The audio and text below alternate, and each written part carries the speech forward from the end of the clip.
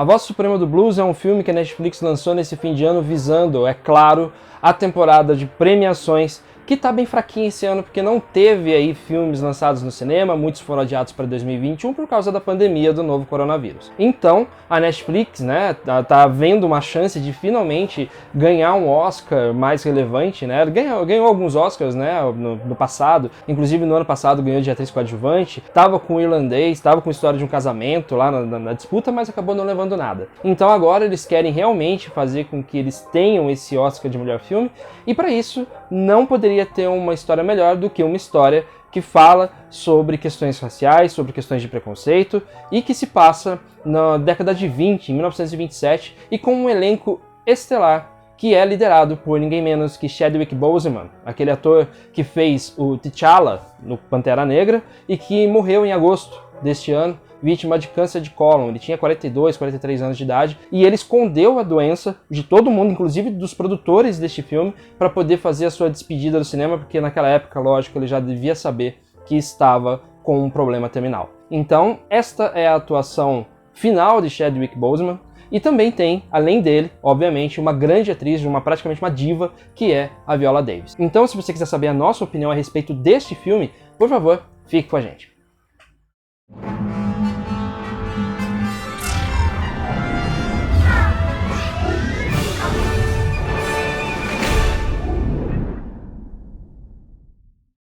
Antes da gente começar, queria pedir para você se inscrever no nosso canal, também queria pedir para você clicar no sininho para receber as notificações dos vídeos que a gente lança aqui. E também a gente está nas redes sociais, a gente está no Facebook, está no Twitter e também está no Instagram.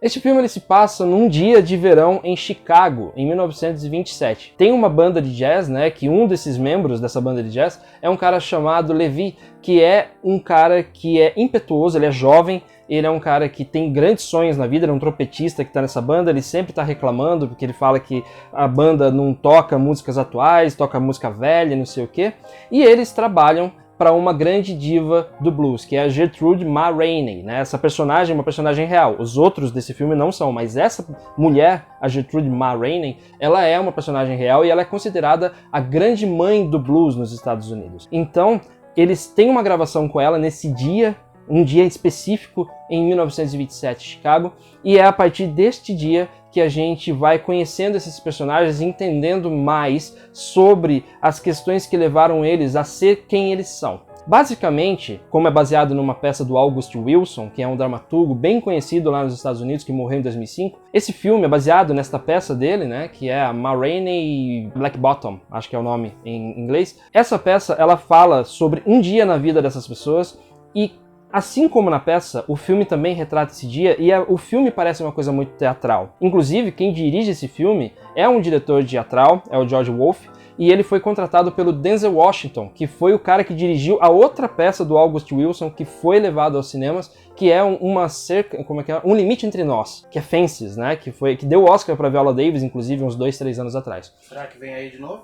Provavelmente. Esse é o grande ponto. A indicação vem. Isso a gente vai já até pular toda a parte de introdução, que a gente vai falar o seguinte. Vai ter indicação para Viola Davis, vai ter indicação para Chadwick Boseman póstuma. Com certeza, isso não tem a menor dúvida. Por quê? Primeiro, se trata de uma peça que é muito atual àquilo que está acontecendo nos Estados Unidos e, de certa forma, no mundo inteiro. Que é uma volta às ideias de repressão contra os negros, vamos dizer assim, né, no que diz respeito a esse filme contra os negros, mas também existem repressões no mundo inteiro contra a comunidade LGBT, tem islamofobia também, enfim, mas neste caso em específico, trata do preconceito contra os negros e como eles agem para tentar passar por cima desse preconceito e ganhar o respeito das pessoas. A Ma Rainey, né, que é a personagem da Viola Davis nesse filme, ela se tornou uma grande diva, ela se tornou uma pessoa poderosa, só que ela é uma pessoa muito dura, ela é uma pessoa que não dá muita abertura para os outros, ela usa casacos de pele, mesmo no verão, porque o casaco de pele é um sinônimo de status. E para uma pessoa, em 1927, no auge da segregação racial nos Estados Unidos, é importante você ter o status, para que as pessoas não olhem para você com um olhar diferente, no caso da Ma Rainey. É o que o Levi, que é o personagem do Chadwick Boseman, quer para a vida dele também. Só que ele vai por outros caminhos, ele tenta fazer essa abertura, ter esse status de outra forma. É uma peça de teatro filmada, como eu falei, é feita por um diretor de teatro, produzida pelo cara que é o guardião das obras do August Wilson. Então, se você não gosta de drama e você não gosta de filmes que tem muito diálogo, você vai achar esse filme estranho. Muita gente não conseguiu assistir Um Limite Entre Nós, que foi um filme inclusive dirigido pelo Denzel Washington, porque era um filme que pegava quase a literalidade da peça e levava para o cinema. É muita fala, é muita gente falando o tempo inteiro. Então isso pode incomodar as pessoas que gostam de coisas mais dinâmicas e tal. Aqui é foco na história e foco nas atuações. A história é fantástica, tem poucas, pelo que a gente leu, né? Tem poucas alterações em relação à peça, então tem muito diálogo, tem muita...